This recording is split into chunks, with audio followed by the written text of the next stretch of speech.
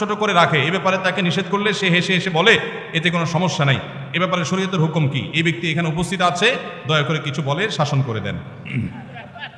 আসামি হাজির। দাড়ির চাইতে অনেক ইম্পর্টেন্ট নির্দেশ আছে আল্লাহর, যেগুলো আমরা অহরহ লঙ্ঘন করি, আছে না নাই? এটা শুনে আবার বেদাড়িয়ালা একটু খুশি হয়ে গেছে, যাক আমাদের পক্ষে একটু আসলো। ভাইরা আমার, দাড়ি রাখা ওয়াজিব, সেটা নিয়ে কোনো আলাপ নাই, সেটা নিয়ে কোনো ছাড় নাই। কিন্তু পাশাপাশি আমাদের এটাও মাথায় রাখতে হবে যে আল্লাহর অন্যান্য ফরজ বিধানগুলো মানতে হবে। অনেকে লম্বা দাঁড়িয়ে আছে, মুখ খারাপ করে, আছে না নাই? বাংলা একটা প্রবাদ আছে, হাজী সাহেবের মুখ খারাপ। কি বলে? হাজী সাহেবের মুখ খারাপ। এই লম্বা দাড়ি নিয়ে মুখ খারাপ করে কি করে না? এই লম্বা দাড়ি নিয়ে দোকানদার দেশি মশারি আর ইন্ডিয়ান মশারি মিশায় দেশি মশারি তেলগুলো বিক্রি করে কি করে না?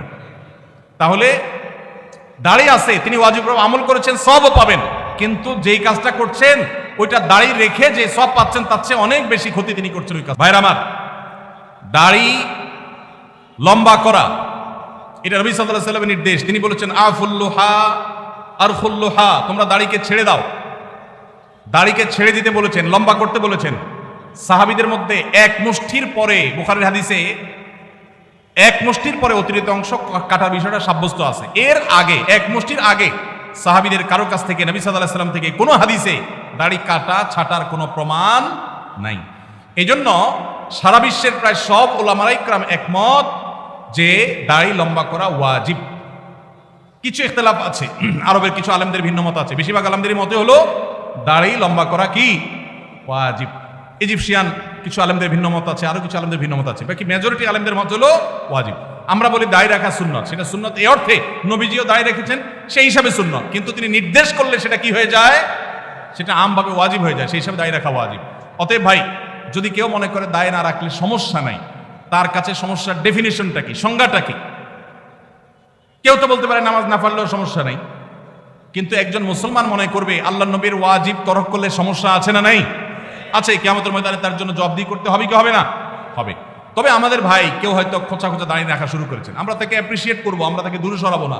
আলহামদুলিল্লাহ ভাই শুরুটা করে দিয়েছেন, ইনশাআল্লাহ আল্লাহ এটাতে বরকত দিবেন। আমরা তাকে এটাকে লম্বা করার জন্য নসিহা করব।